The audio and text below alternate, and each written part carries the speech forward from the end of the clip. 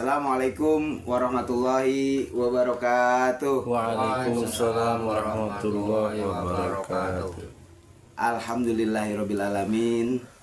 Sedulur-sedulur, malam hari ini kita berkumpul kembali ngopi disik. Monggo. Monggo, Mbak. Monggo.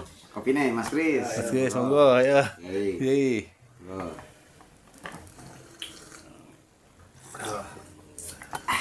Alhamdulillah.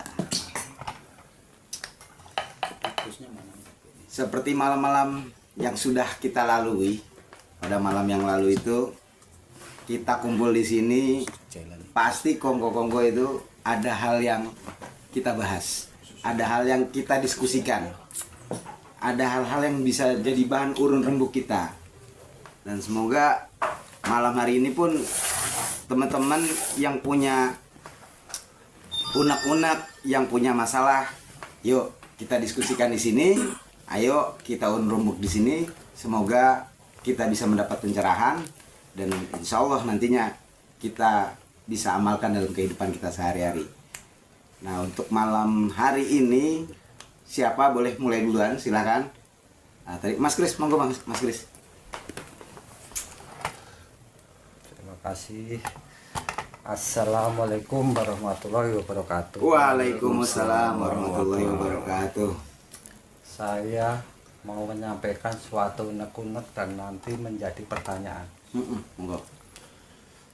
Dalam pilar iman itu ada namanya kesabaran. Oke.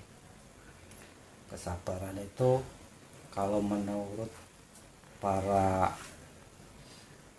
alim-alim itu, siapa yang sabar kekasihnya Allah. Sabar itu tidak ada batasnya. Saya total dan saya setuju. Cuman saya punya pemikiran, ada sesuatu hal yang tidak bisa sabar. Antaranya satu, utang kita nggak boleh sabar. Kedua, tobat itu juga tidak boleh sabar, karena kita nggak tahu 5 menit yang akan datang apa yang terjadi dengan kita. Terus menolong orang. Ketiga, menolong orang itu kita juga nggak boleh sabar. Kalau kita menolong orang, sabar dulu. Ini siapa? Orang mana? Agamanya apa? Orang keburu mati, Pak. Jadi itu nggak boleh sabar. Terus yang keempat, tentang pasangan, menikahkan. Kalau orang sudah, ini khususnya yang udah berkeluarga, udah punya keturunan, punya anak.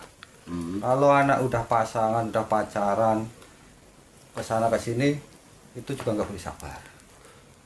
Karena nanti jatuhnya fitnah dan zina. Oke. Nah, pertanyaannya, saya ini mau tanya, dari yang terakhir tadi yang berzina itu kan karena fitnah, karena belum muhrim. Nah, pertanyaannya, ini hal sepele, tapi kadang orang sesuatu yang sepele itu disepelekan, karena merasa bisa. Nah, karena saya nggak tahu, saya mau tanya, muhrim itu apa? Siapa saja? Hukumnya apa? Nah, itu aja, Pak. Biar saya paham, biar saya ngerti. Iya. Monggo Kang Alimi ditanggapi. Gontor dulu. Gontor dulu. Ngadur mungkin. Ini gontor lu, muter. Iya, alim gontor. Iya. Ya, coba tanggapi ya, Mas Kris. Ya. Jadi muhrim itu apa? Muhrim itu sebenarnya kata yang tepat bukan muhrim, ghairu muhrim. Itu kalau muhrim itu yang menjadikan haram. Nah, ahroma yuhrimu muhrim. Ismul fa'ilnya muhrim. Jadi ada orang-orang yang diharamkan untuk dinikahi. Itu ibu kita, adik kita. Nah, itu nggak boleh muhrim, itu menjadikan haram. Nah, tapi kalau ghairu muhrim yang tidak menjadikan haram untuk dinikahi, nah itu seperti tadi apa lain bapak, lain ibu gitu kan, kemudian dia pacaran gitu kan. Nah itu disebut ghairu muhrim. Jadi muhrim itu artinya yang menjadikan haram untuk dinikahi. Sebenarnya terjemahannya seperti itu. Itu. Nah terus apa tadi, zina ya? Berimbas pada zina gitu? Ya, pertanyaannya orang itu kalau udah ke sono kemari, renteng-renteng, Iya. itu kan nanti ujung-ujungnya jadi pertama jadi fitnah, kedua Pertama jadi berlanjut fitnah. ke berzina. Karena maaf, yang saya tahu gini, orang berzina itu kadang tidak disengaja, karena mereka merasa akrab, kadang melakukan sesuatu itu udah hal biasa, karena keakraban itu. Kadang nganggep dengan berkedok sebagai teman, sebagai sahabat. Udah saya anggap saudara kok, saya meluk nggak apa-apa. Kadang kan terjadi seperti itu. Padahal ini yang saya tahu ini bukan muhrim. Kadang kan orang pada ngomong ini bukan muhrim. Nah, makanya yang saya pertanyakan, muhrim itu apa? Tadi. Siapa saja? Hukumnya apa? Itu. Jadi bukan yang lain-lain. Muhrimnya ini. Jadi pokoknya di sini. Ya tadi jawabannya sudah jelas ya. Muhrim itu artinya, makanya ada kata depannya itu bukan muhrim. Nah, kalau dalam bahasa Arab ya ghairu muhrim. Itu ghairu muhrim itu yang tidak menjadi haram untuk dinikahi. Nah, itu bahasa Indonesia kita bukan muhrim. Nah, tapi kalau yang muhrim yang menyebabkan menjadi haram itu adalah yang sehubungan dengan darah kita. Itu ibu, adik gitu kan, yang berhubungan dengan pertalian nasab juga. Itu seperti itu. Bapak nikahin anak nggak boleh, itu haram, itu menjadikan haram. Nah seperti itu Mas Kris. Ya ini sudah menjawab belum ini pertanyaan saya? Ini menjawab muhrimnya. Siapanya saja itu berarti adik, kakak, ibu yang satu satu kandung, yang satu kandung, atau yang sehubungan dengan pertalian nasab ya, ke atas ya, kakeknya neneknya gitu, ke atas itu kan. Kalau sepupu kalau dia lain kakek ya, lain kakek dari bapak, itu enggak masalah itu, karena sudah beda nasab kan.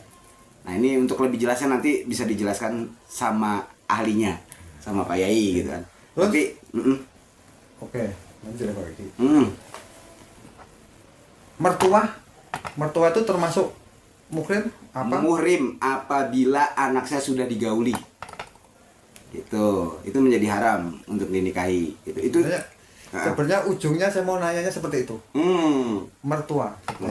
Ujungnya ke mertua. Ya seperti itu. Kalau anaknya udah digauli ya nggak bisa nikahin, nggak boleh. Itu ada jelas kok di nasa, di Al-Quran ada kok. Nanti bisa dicari itu.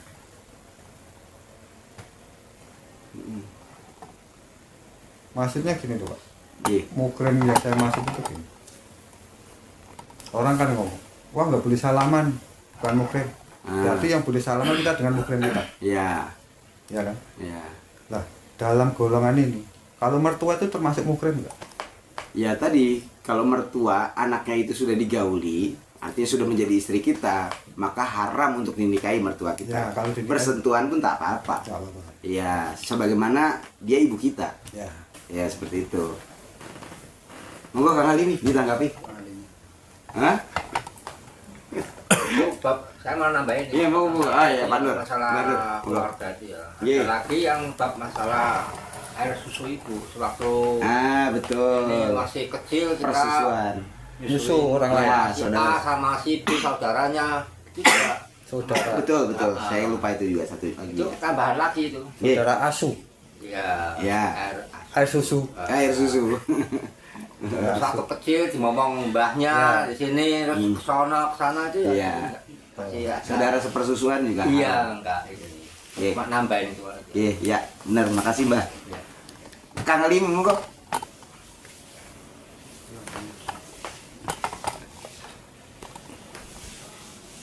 Muhrim ya. Iya, muhrim. Wa ghairu muhrim.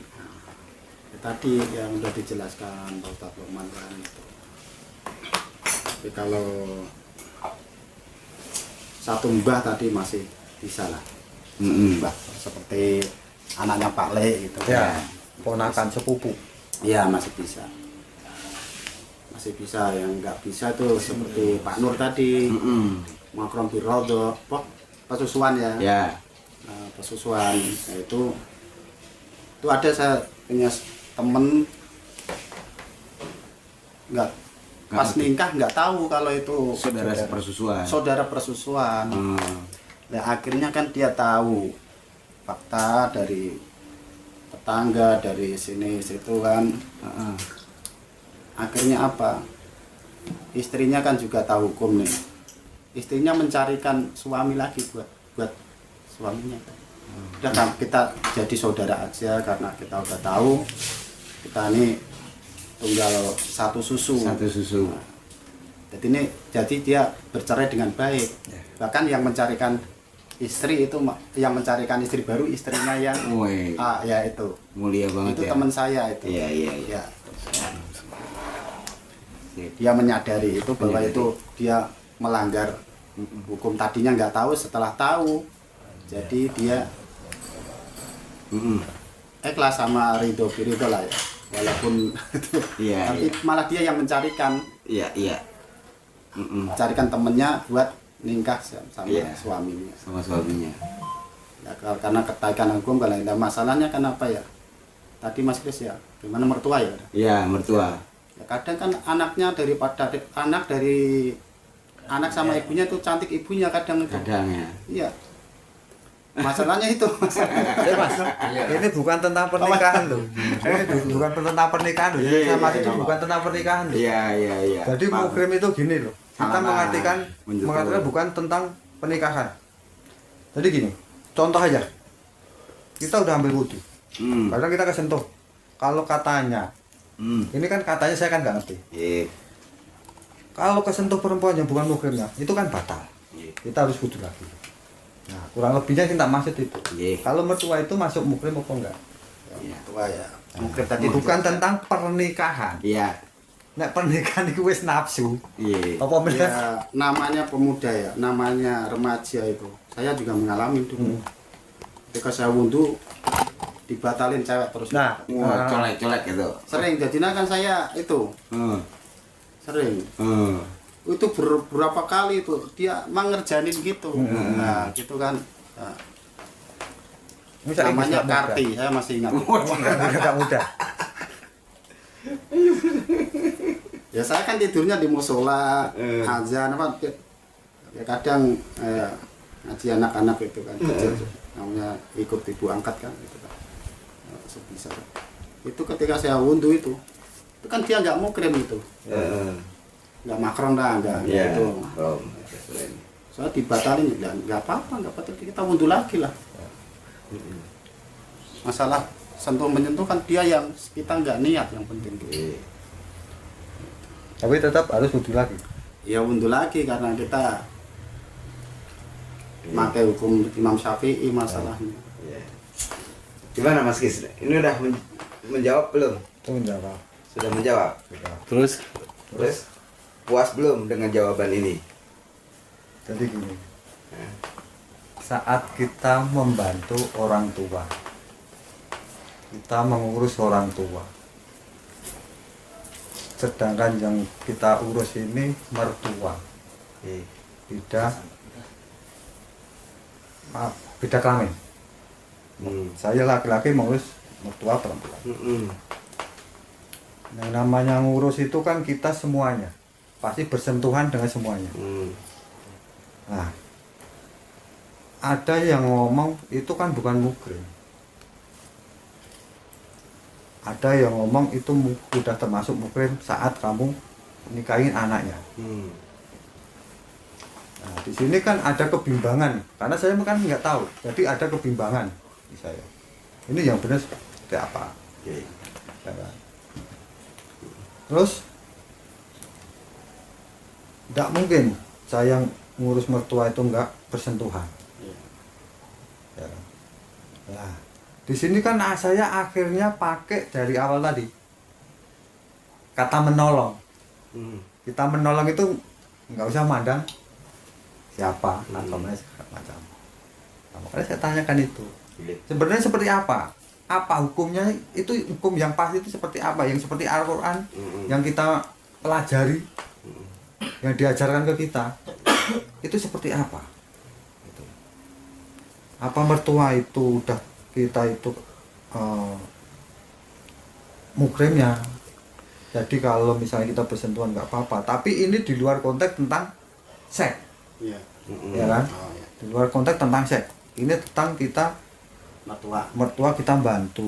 Ya mungkin ya maaf, mungkin ada yang pernah mandiin, ada yang pernah apa bantu, mungkin ada yang mertuanya di rumah sakit ngurusin, Iya. ngelap-ngelap. Nah, itu hukumnya gimana? Mukrim Iya. apa termasuk apa gitu. Ini kan sudut pandang fikih ya. Kalau Imam Syafi'i, saya kan madhabnya Imam Syafi'i. Nggak tahu ntar Kang Luman kan dia nggak pakai kunut itu kan. Nah. Kalau saya sama istri saya itu menurut Imam Syafi'i batal bersentuhan. Tapi sama ibu mertua saya nggak batal. Iya. Karena ibu mertua nggak bisa saya ningkarin. Iya. Tapi nggak tahu hukumnya Kang Luman, kan dia madhabnya apa. Kalau saya kan hukumnya Berarti nggak apa-apa ya? nggak apa-apa bersentuhan kita. Saya biasa sentuhan sama mertua sambil jauh itu nggak apa-apa, salim apa. Iya. Nggak tahu kalau mantar hukumnya gimana, namanya hukum kan cabang banyak hukum. Iya, Dia sih boleh sih emang. Oh, mertua mah boleh. Ini kan masalah perawatan mertua ya. Iya. Perawatan mertua ya antara meragukan ya pakai sarung tangan lah. Oh iya boleh Boleh lah. boleh hukum Iya, iya. Kalau man Boleh. gimana? Yang penting kan nggak sentuhan kulit sama Oh, kulit. Iya, iya, iya. Tapi kan kita melihat, Pak. Ya, Iya, paham iya saya. melihat. Saya paham apa yang dimaksud Mas Kris, paham betul. Nggak nyentuh. Nggak nyentuh, tapi Iya. kan kita melihat ya maaf keadaan ya. Ya. Mungkin kan namanya kita ganti Iya, segala macam. iya. Nggak usah dijelasin, kita paham Ya, lah. Gitu. oke. Baik, kurang bijak kalau saya harus menjawab ini, gitu kan. Ada yang di sini kita punya narasumber, kita punya guru, kita punya yai di sini. Ya, sebaiknya hal ini bagaimana kalau kita langsung tanyakan kepada Pak Yai. Sepakat ya? Sepakat. Sepakat, ya. Baik, Pak Yai, mohon Tadi dulu, Mas. kesediaannya. Belum, Tadi dulu. belum. Saya mau nanya Mas Kalimin tadi. Eh, Berarti kalau saya udah wudu, saya bersentuhan dengan istri saya, itu malah batal. Kalau Imam Syafi'i batal. Tapi kalau malah mertua menyentuh mertua, enggak. Enggak. Oke. Kayak Imam Syafi'i. Iya. Ya, Makasih, kalau menurut tambah. imam lain kan ada yang nggak batalkan. Nah, ini saya kan ikutnya Ini Imam pikirin, Syafi'i. iya, Masalahnya pikirin. kan gitu. Iya. Ya, kalau menurut Imam Syafi'i kan dari wudhu sampai sholat selesai ikut madhab Imam Syafi'i. Dari wudhunya, dari sholatnya, dari apa hukum. Kecuali ada udur seperti haji. Kan kita nggak bisa, nggak bersentuhan, tetap bersentuhan. Kita pakai madhab lain. Nggak Iya. madhab Imam Syafi'i nggak mampu masalahnya. Iya. Ya. Ya, tambah ilmu. Ya. Makasih Kak Kalimi atas jawabannya. Ya, kembali lagi gitu kan, kurang afdol kalau menurut saya ini, kalau diskusi kita ini belum sampai ke narasumber kita ya. Tadi masalahnya itu tentang muhrim, ghairu muhrim, kemudian sentuhan ya, sentuhan Berbeda jenis. terhadap beda jenis dan mertua di sini ya tadi ya. Nah, itu mohon kesediaannya Pak Yai untuk hal ini, untuk disampaikan jawabannya. Apaan tuh? Ya, tadi Mas Kris ini ada unek-unek. Yang unek-uneknya itu sehubungan dengan muhrim sama ghairu muhrim. Gitu. Jadi apakah gitu kan, ibu mertua itu kategorinya muhrim atau ghairu muhrim? Seperti itu. Terus ini kondisinya Mas Kris ini karena memang punya ibu mertua yang sedang sakit, jadi dia ngurusi gitu. Apakah hal itu menjadi muhrim, menjadi haram atau tidak gitu? Lebih tepatnya ini seperti apa Pak Yai? Gitu. Ya. Assalamualaikum warahmatullahi wabarakatuh. Waalaikumsalam warahmatullahi wabarakatuh. Dulur-dulur sana kadang, para sahabat, teman, kerabat, karib yang dikasih sayangi Tuhan. Rahayu sagung dumadi. Semoga seluruh makhluk di alam semesta, baik yang kelihatan maupun yang tidak kelihatan, di setiap ruang dan waktu pada segala tingkatan, senantiasa mendapatkan ketenangan, ketentraman, kenyamanan, keamanan, kedamaian, keselamatan, kesejahteraan, dan kebahagiaan dari Allah Subhanahu wa Ta'ala. Dan semoga kita sekalian senantiasa mendapatkan limpahan kasih sayang, ampunan, berkah, dan ridho Allah Subhanahu wa Ta'ala. Amin ya Rabbal Alamin. Mohon maaf sebelumnya perbincangan yang agak panjang tadi ya. Iya. Saya nggak paham apa yang diomong ya. Ya kenapa nggak paham? Ya nggak tahu bahasanya. Kenapa nggak tahu bahasanya? Rapatek krungu. Ya malum wong kuping tua. Nggak tahu apa ada susarakannya apa aja ya. Iya, iya. Kurang begitu apa yang Pak Kalim tadi apa penjelasannya Mbak Nur apa nggak Kang? Dari penanya juga apa? Arahnya kemana itu ya? Tapi kalau tadi disimpulkan sama Pak Lokman ya, kan cuman masalahnya apa tadi? Muhrim, baru muhrim itu ya. Muhrim, nggih, Pak. Cuman masalah itu kan Nggih. kayaknya simpel banget itu. Tadi ngobrolnya kok lama, panjang gitu. Ya, Menyangkut mertua. kalau cuman masalahnya yang dipasain cuman muhrim dan baru muhrim, ya simpel aja. Itu kan cuma istilah di dalam agama. Kalau cuma masalahnya hanya itu gitu kan. Kalau masalahnya itu muhrim, baru muhrim gitu kan. Itu hanya sebutan kok. Sebutan-sebutan istilah-istilah yang digunakan khusus umat Islam. Jadi nggak panjang, khusus umat Islam. Bahkan ada yang nggak nyebut muhrim, ada yang nyebutnya mahram. Iya. Simpel aja kalau cuma masalah muhrim baru muhrim itu ya. Ya, muhrim itu orang yang nggak boleh dinikahi, udah begitu aja kok ribet amat. Kalau gairul muhrim berarti orang yang boleh dinikahi, udah selesai. Apa yang mau panjang-panjang amat, cukup kan? Ya udah. Gimana Mas Kris? Enggak, yang di masalah apa ya, cuman kayak gitu. Iya. Muhrim orang yang Iya. tidak boleh dinikahi. Baru muhrim berarti kan orang yang bukan muhrim, ya orang yang boleh dinikahi. Udah, asal yang boleh dinikahi ya Iya. enggak muhrim. Nah, ada masalah apa lagi? Mertua. Mertua Masalahnya kenapa? kan itu siapa saja yang Hah? kalau muhrim itu siapa saja? Siapa saja yang tergolong dalam sebutan muhrim ini, Pak? Siapa saja? Yang Hah? artinya haram untuk dinikahi ini siapa aja? Gini, ini khusus ya, Ya. karena kalau cerita nikah, kalau soal panjangin bisa panjang. Kalau dihubungkan dengan nikah ya kan, Ya. Bab munakahat. karena nikah ini ujung-ujungnya hubungannya dengan zina apa tidak zina kan gitu, panjangnya. Ya. Sekarang kalau muhrim nih, orang yang nggak bisa dinikahi, Ya. bagaimana kalau dia nikah? Ini kan masalah nanti jadi panjang. Haram apa halal? Bisa terjadi, bisa. Ini kan urusannya zina apa tidak zina. Panjang kalau mau dipanjangin. Nah, cuman kalau hanya sekedar bertanya siapa orang yang muhrim, orang yang tidak bisa dinikahi, tentunya versi Islam. Betul nggak? Iya. Udah lihat aja di Quran, selesai.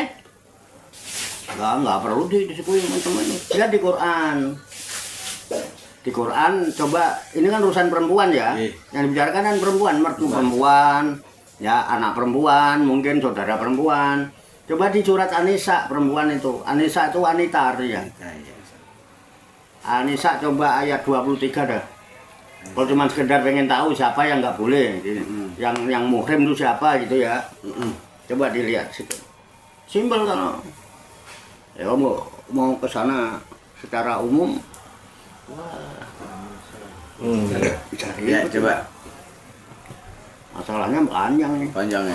Oh iya. Kalau sama mempermasalahkan, ya kan. Itu ya. Yang saya dengar dari simpel aja. Simpel. Apaan Bang? Ya. A'udzubillahi minasyaitonirrajim. Bismillahirrahmanirrahim. Hurimat alaikum ummahatukum wa banatukum wa akhwatukum wa ammatukum wa khalatukum wa banatul akhi wa banatul ukhti wa ummahatukum allati ardoknakum wa akhwatukum minar radha'ati wa ummahatu nisaikum wa robaibukum allati fi hujurikum min nisaikum allati dakhaltum bihinna fa illam takunu dakhaltum bihinna fala junaha alaikum wa halailu abnaikumul ladzina min aslabikum wa antajma'u bainal ukhtaini illa ma qad salaf innallaha kana ghafurur rahima. Artinya diharamkan atas kamu dalam kurung menikah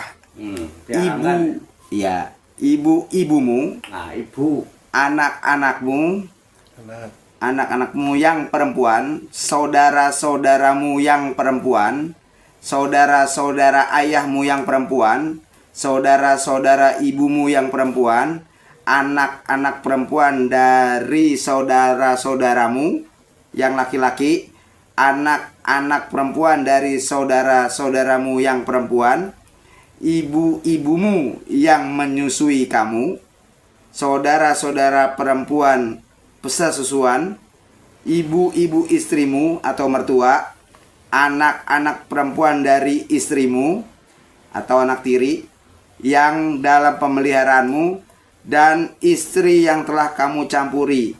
Tetapi jika kamu belum campur dengan istrimu itu dalam kurung dan sudah kamu ceraikan, maka tidak berdosa kamu menikahinya.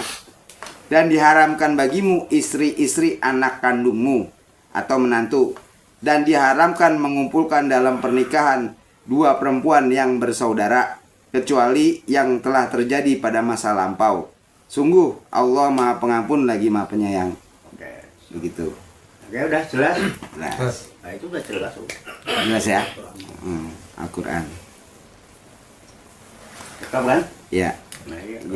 Jelas. Tentang pernikahan. Oke. Nah, makanya tadi kan saya lanjut pertanyaannya tentang saat kita ngurus mertua. Iya. Kalau tidak bukan muhrimnya kan katanya nggak boleh bersentuhan, ya kan? Nah, kalau kita ngurus mertua beda jenis, terus kita bersentuhan, itu hukumnya seperti apa? Fala ba'sa alaih kalau menurut saya mah. Batal. Ya. Batal. Maksudnya batal gimana, Pak? Ya, kalau kita dalam keadaan wudhu kan kita bersentuhan, wudhunya batal. Bukan, kita nggak dalam posisi wudu. Jadi yang saya pertanyakan gini, saya punya mertua yang lagi sakit, yang ngurusin saya. Ini beda konteks jenis beda Iya, kelamin. perempuan. Saya urusi, mertua perempuan. saya urusi, bahkan ya maaf sampai Mandikan. memandikan segala macam. Nah, itu termasuknya ini tuh kan katanya kan bukan muhrim, nggak boleh Diharamkan Iya, pada diharamkan, gitu. nggak boleh dinikahi kan. Nah, ini maksudnya gimana? Saya itu hukumnya seperti ini tuh gimana? Batil. Batal itu Batal. Ya orang wudhu aja batal. Ya kita bersentuhan batil, nggak boleh. Barang batil kan ada hak ada batil. karena bukan muhrim. Tapi posisi saya belum wudu loh Pak. Ya wudu gak wudu batil itu gak wudu batil. Berarti Kalau dalam posisi wudu, wudunya batal. Kalau sholatnya nggak sah, wudunya batal. ya. Nah, terus itu apa saya nggak boleh ngurusin itu? Ya, Apa saya nggak boleh ngurusin seperti itu? ya kalau ada alternatif lainnya, semestinya yang lain yang muhrim lah. Kalau ada yang muhrim, kenapa harus yang bukan muhrim gitu? Ya kan, kecuali darurat. Kecuali darurat.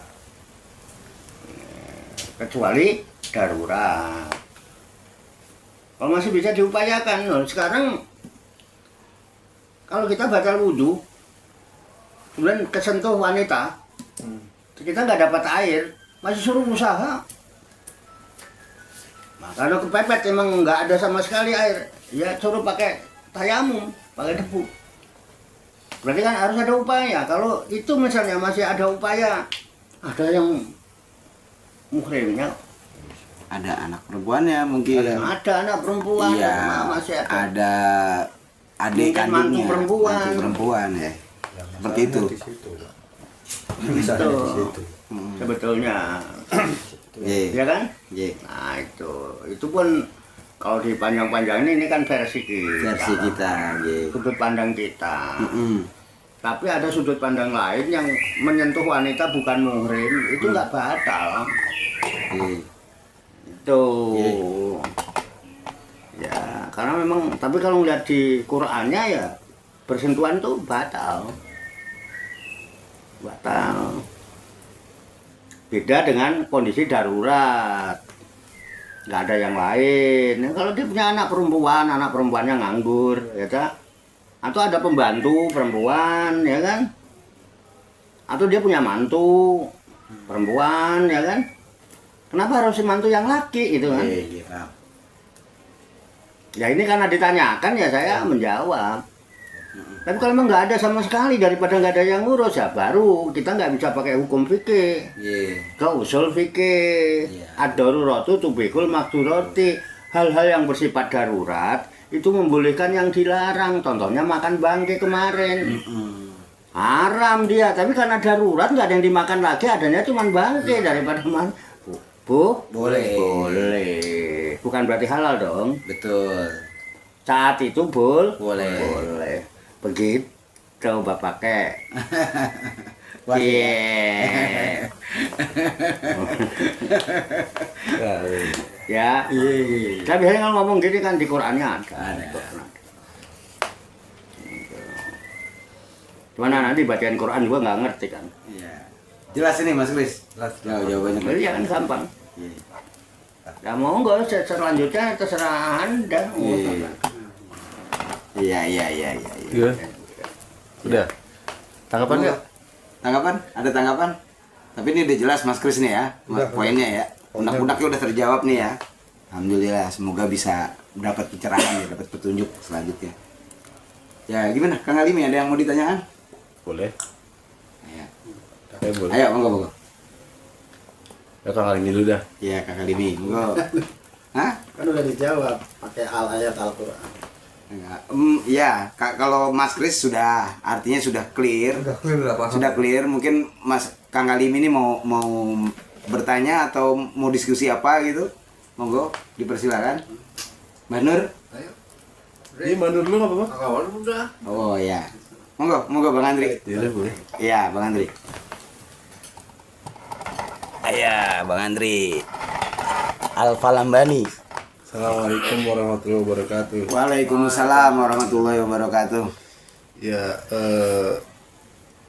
sebelumnya kita diskusi dulu deh, seperti biasa.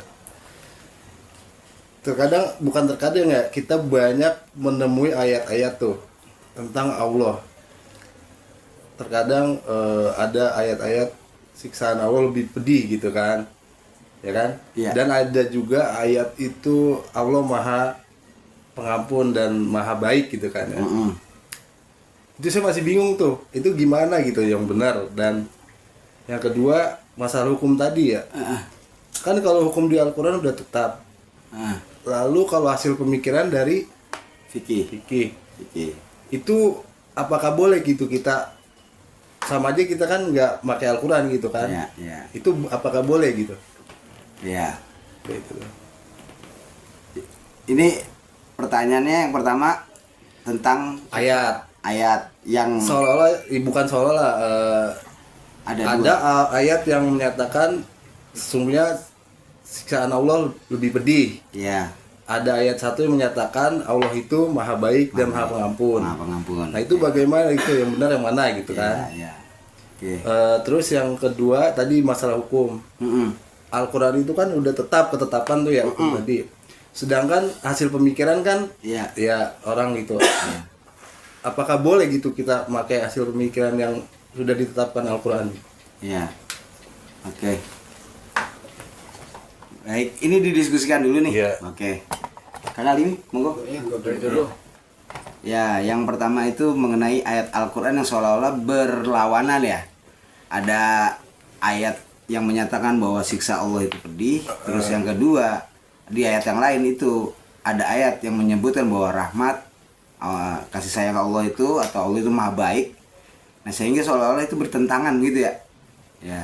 Ya, dia punya dua sifat lagi. Itu yang punya benar sifat. gimana gitu? Oke, baik gitu kan. Kalau tapi jangan jawabannya jangan menurut siksaan Allah pedih itu buat orang kafir. Jawabannya jangan itu karena semua manusia kan ciptaan Allah gitu. Iya, oke. Di surat Al-Mulk itu Allah nyatakan ya, A'udzubillahi minasyaitonirrajim. Bismillahirrahmanirrahim. Tabarakalladzi biyadihil mulku wa huwa ala kulli syai'in qadir. Alladzi khalaqal mauta wal hayata liyabluwakum ayyukum ahsanu amala. Wa huwal azizul ghafur, kalau nggak salah begitu. Shadaqallahul azim. Maha suci Allah. Tabarakalladzi biyadihil mulku, yang pada tangannya itulah segala kepemilikan. Wa huwa ala kulli syai'in qadir, dan dialah yang maha mampu atas segala sesuatunya. Dia maha kuasa atas segala sesuatunya. Alladzi khalaqal mauta wal hayata liyabluwakum ayyukum ahsanu amala, yang telah menciptakan kematian dan kehidupan. Alladzi khalaqal mauta wal hayata liyabluwakum, untuk menguji kalian. Ayyukum ahsanu amala, siapa di antara kalian yang paling baik amal perbuatannya. Wa huwal azizul ghafur, dia itu maha perkasa lagi maha pengampun.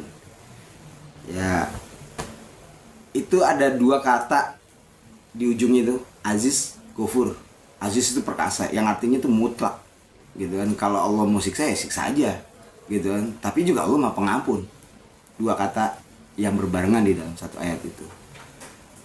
Dan itu sebelumnya itu dijelaskan biyadihil mulku, milik Allah lah segala sesuatunya itu. Itu artinya mau siksaan, mau itu nikmat, semuanya dalam genggaman Allah. Gitu kan, dalam genggaman Allah. Karena Allah itu tidak hanya memberikan nikmat, tapi ada wa'dun, ada wa'idun. Itu wa'dun itu artinya janji-janji Allah yang berupa kebaikan-kebaikan. Tapi juga ada wa'idun, yang artinya juga ada ancaman-ancaman. Ada ancaman-ancaman. Itu. Tapi selayaknya orang yang memahami ayat ini gitu kan, ya dia akan berpikir bahwa Allah memang maha baik gitu, karena dia tahu gitu kan, semua itu datangnya dari Allah gitu. Orang yang berakal pasti dia milih yang baik gitu kan, dia tidak akan berpikiran. Atau di ayat di hadis Nabi itu dinyatakan juga asinuzonakum ya kalau nggak salah gitu. Jadi Allah menyarankan itu kita berhusnuzon. Ana inda zonni abdibi. Aku itu menurut prasangka hamba-hambaku. Aku baik ya aku baik. Nah, aku keras siksanya ya aku keras siksanya gitu kan. Ya kembali kepada zon kita gitu. Itu untuk menjawab pertanyaan yang pertama. Itu menurut pendapat saya, bisa jadi saya salah. Terus yang kedua itu tadi tentang apa tadi? Hukum. Ya, Hukum ya. Hukum di Al-Quran. hukum di Al-Quran. Oh ya, baik. Saya lupa ayatnya. Saya bukan menghafal Al-Quran ya. A'udzubillahi minasyaitonirrajim. Bismillahirrahmanirrahim. Atiullah wa atiur rasul wa ulil amri minkum.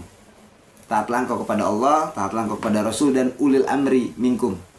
Nah, jadi Al-Quran, hadis, dan disebutnya istimaul ulama itu. Nah, istimaul ulama ini yang disebut dengan fikih tadi, ro'yun, pendapat-pendapat yang memang bersumber dari Al-Quran dan hadis. Jika tidak ditemui maka ijtima, itu alternatif gitu kan. Kalau masih di Al-Quran, di hadis itu ada, ya sudah tuh. Tapi kalau itu nggak ditemukan juga maka ada ijtima. Nah, istimaul ulama ini atau ijtihadul ulama ini dia memang harus punya landasan-landasan sehingga hukum itu bisa ditetapkan gitu. Ya, jadi ya itu disebutkan juga di Al-Quran, bukan suatu yang bertentangan juga gitu. Itu pendapat saya. Iya benar. Bisa jadi saya salah. Tuh. Monggo Kakak Libi. Mandur. Ayo.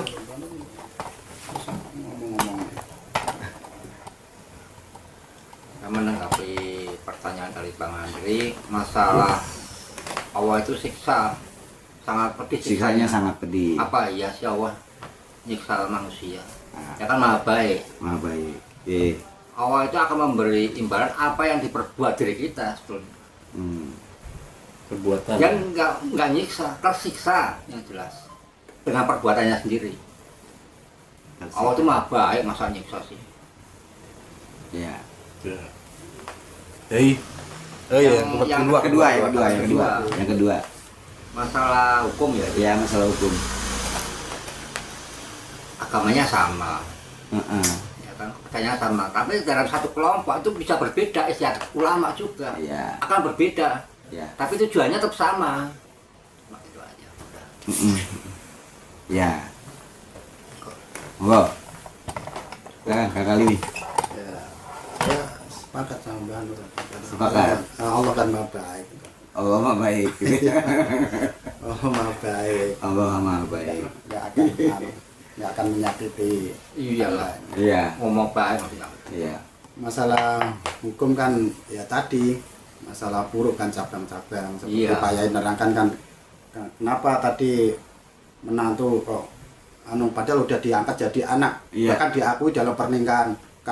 Saya menyerahkan pernikahannya. Ini saya serahkan anak kamu. Iya, saya terima seperti anak saya sendiri. Ngapain kok masih ada gap Iya. ketika menyentuh dalam merawat aja kok itu. Lah itu yang jadi permasalahan bagi buat saya masalah. Kalau hukum-hukum kan cabang masalahnya. Cabang. Nah, itu kan kita kembali ke apa yang kita yakini aja gitu. Iya. Dalam nah itu kan kita udah serahin ibaratnya kan anak seperti hukum tadi kan ya itu. Nah, itu kita nggak ada udah diakui anak ibaratnya kan. Iya. Anak sendiri seperti anak sendiri. Iya. Dalam merawat dalam apa ada kewajiban yang sama kan. Ya, artinya dalam ijtihad ini pertanyaan Bang Andri tadi, dalam ijtihad ini ada perbedaan, itu hal yang wajar. Hal yang Bang Nur, wajar. ya. Itu hal yang wajar. Ya, kembali lagi kita mau menggunakan yang mana? Gitu Iya, ya. iya. Oke, siap. Tapi kalau masalah Allah tadi ya. Ya, itu sudah. Akhirnya Baik aja. Allah nggak pernah jahat gitu.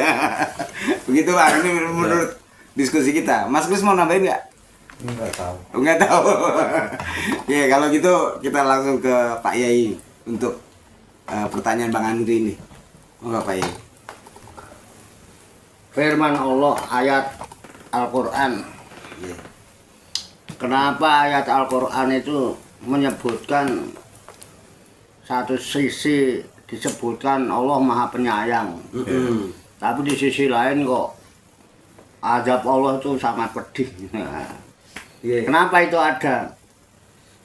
Ya simpel aja. Kalau nggak begitu dunia persilatan Nggak. kurang ramai. Gampang lah. Jadi harus ada lawan. Kalau Harus pengen ada ramai lawan. harus ada lawan. Kalau nggak ada lawan ya nggak rame ya kan.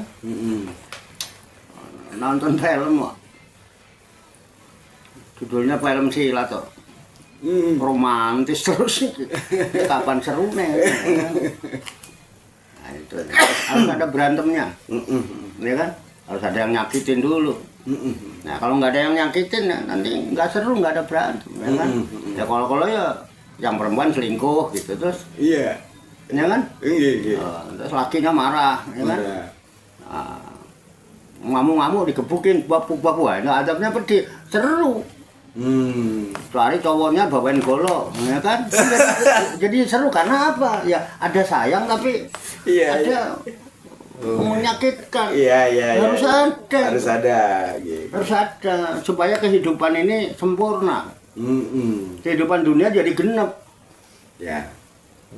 Kalau enggak nanti kalau ini ganjil wah saingan nanti. Iya. Kalau Allah tuh ganjil. Allah tuh ganjil. Kalau kita ini genep.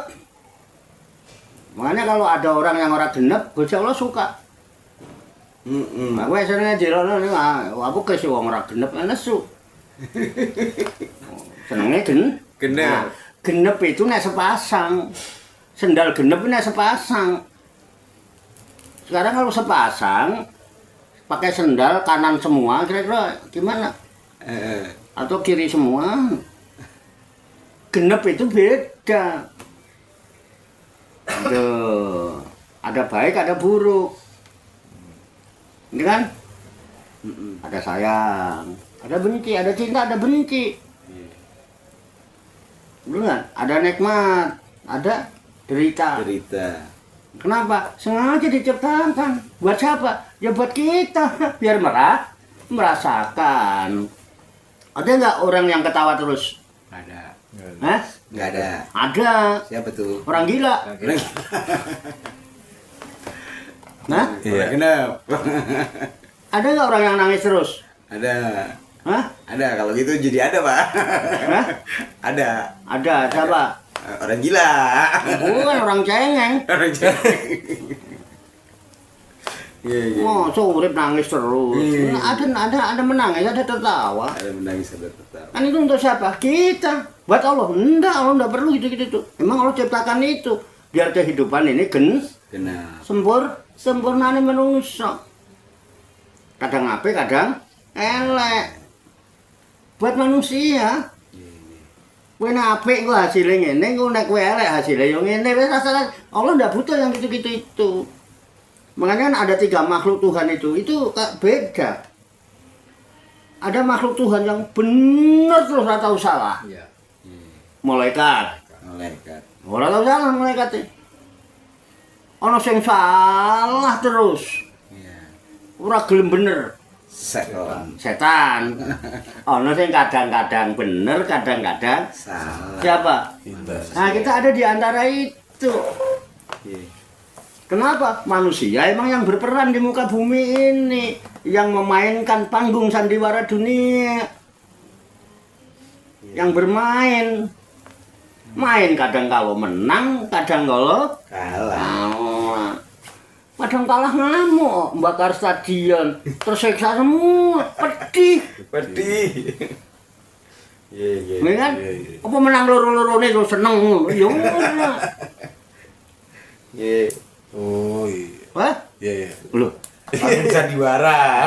Simpel aja. Allah enggak. Allah bukan sempurna, maha sempurna. Bukan cuman baik, maha baik. Artinya kalau Allah itu maha sempurna, mustahil Allah itu ada cacat, ada kekurangan. Kalau Allah itu maha baik, mustahil Allah itu maha buruk. Kalau Allah itu maha mencintai, menyayangi, mustahil Allah itu maha membenci. Betul tidak? Mustahil, bagi Allah tidak ada masalah. Cuman memang Allah ciptakan itu sepasang-sepasang untuk kehidupan ini. Gitu loh, supaya hidup ini enak, seimbang. Sampean kok bojone apa terus? Bosen men. Coba dah. Kalau no ngambek kadang kita godain biar ngambek gitu loh. Iya gak? Iya. Kok ini terus nih, orang ini belas gitu loh. Tapi nek nesu terus yo bete kene oh. Nang omah diseneni terus karo bojo ya. Itu. Justru dalam rumah tangga itu kadang-kadang ada sayang, ada kadang-kadang gedek. Itu yang keren. Makanya pengantin baru tuh ada 3 Pak dalam rumah tangga itu. Ya urusannya karena apa? Sayang dan menyakitkan itu. Oh, kalau lagi ini nyakitin banget kan perempuan mah. Nah, kadang-kadang laki juga begitu. Nah, lagi sayang yang ngono kae, tapi kalau itu nyakitin nih kan gitu kan. Dan rumah tangga itu begitu. Kenapa justru dengan adanya itu loh kita merasakan 3 kali pengantin baru. Betul nggak? Waktu habis akad nikah, nikmat gak itu? Iya. Ya kan? Madu itu. Bulan madu.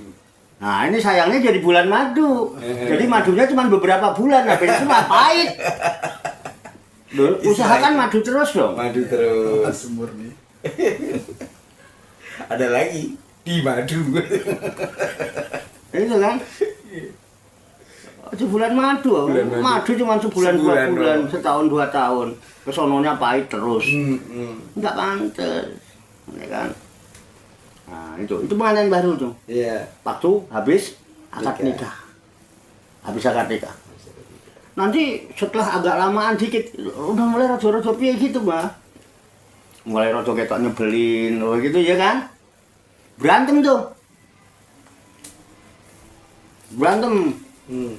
Satu tidur di dapur, yang satu tidur di kamar, kunci pintu gitu ya.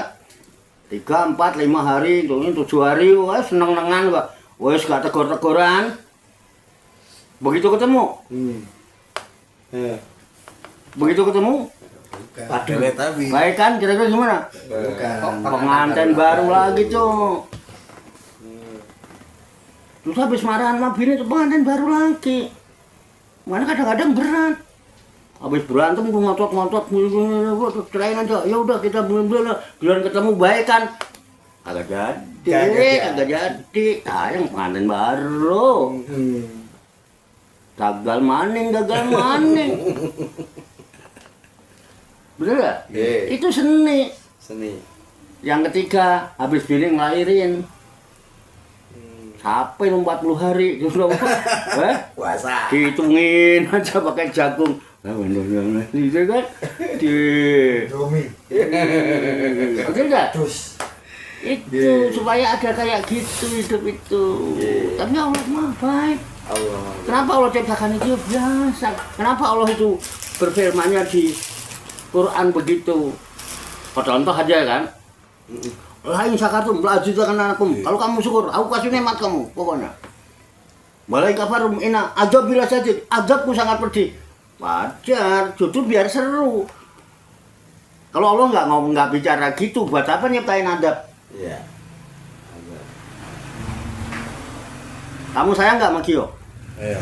Bener sayang nih? Iya. Ada putusnya nggak sekasih sayang orang tua itu? Enggak. Nggak ada. Kenapa kamu marahin Gio? Kalau sayang. Nah iya.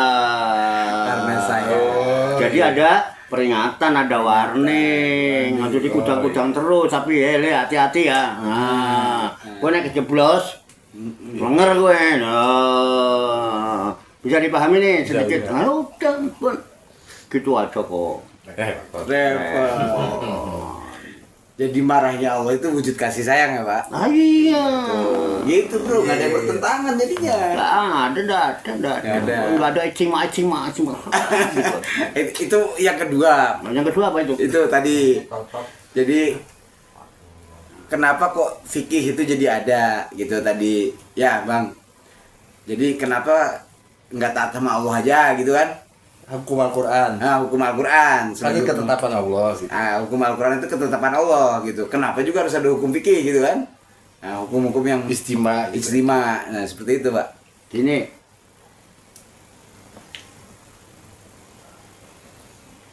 Al-Quran ada dimasalahin kan?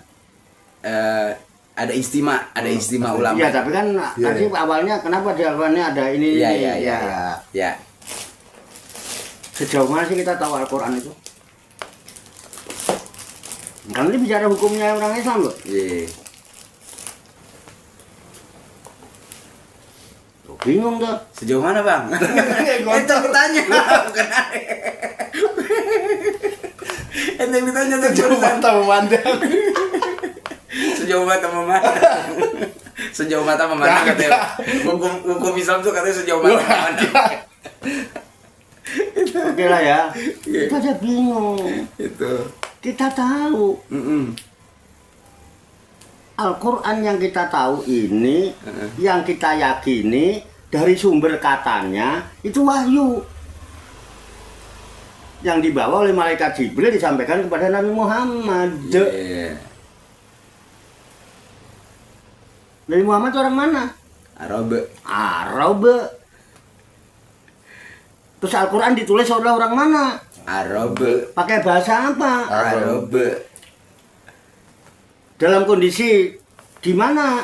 Di Arab. Nah, sekarang kita terima, Iya. ya kan? Ya. Bisa jadi yang dijelaskan di Al-Quran itu kondisi di Arab sana tidak ada di sini. Bisa jadi yang terjadi di Arab sana tidak pernah terjadi di sini di Indonesia. Kan zakat kudu nggo kurma. Mocer gue. Zakat pakai kok. Belum. Ayo, Iya. kurma. Betul kan? Ya. Kok jadi beras? Bagaimana orang yang di Madura? Bagaimana orang yang di Ambon? Iya. Kita beras sekarang. Iya. Di Ambon sagu. Sagu.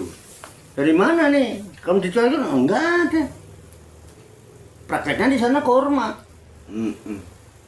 Al-Quran hadis. Kenapa nih orang Arab? Jadi kita gimana? Iya. Halo? Iya. Itu bro. Nah, bagaimana ketika kemudian muncul fikih? Nah, katanya, lo katanya, iya toh. Aku nih katanya, yo katanya, saya nggak mau seolah-olah saya yang melakukan. Aku ngerti orang kok terjadi udah 1000 tahun yang tahu lebih kok. Saya nggak pernah tahu kok. Saya tahu yo katanya, ya kan? Iya. Makanya kalau kita tidak bisa membedakan mana antara katanya dan nyatanya, ya itu berisik kita nggak ada gunanya ini. Iya. Harus nyatanya. Betul nggak? Katanya pernah suatu ketika Nabi Muhammad SAW memerintahkan sahabatnya untuk menjadi pemimpin umat lah di negeri Yaman. Kalau nggak salah, kalau saya nggak hilaf namanya Mu'ad bin Jabal. Ya, Mu'ad, kamu sebelum saya ini kan pergi ke Yaman, saya tanya dulu untuk memantapkan.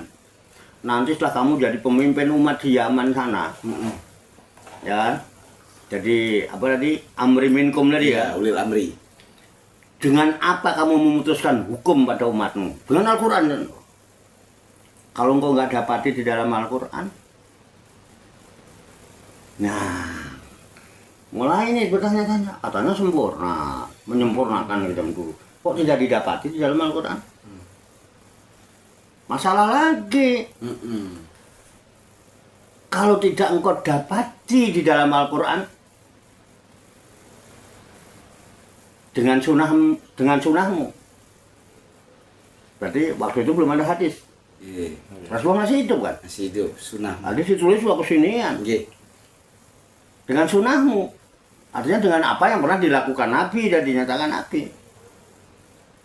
Kalau ternyata engkau nggak dapatkan itu dari sunnahku, di Quran nggak dapat, nggak dijumpai di Quran, mau bagaimana menetapkan hukum? Di Quran nggak ada, di sunnah Nabi juga nggak ada. Apa yang kau lakukan? Saya akan berijtihad dengan pikiranku.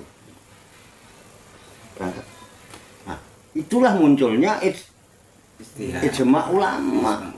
Ketika ijma tidak bisa putus, ya udah dikiaskan aja.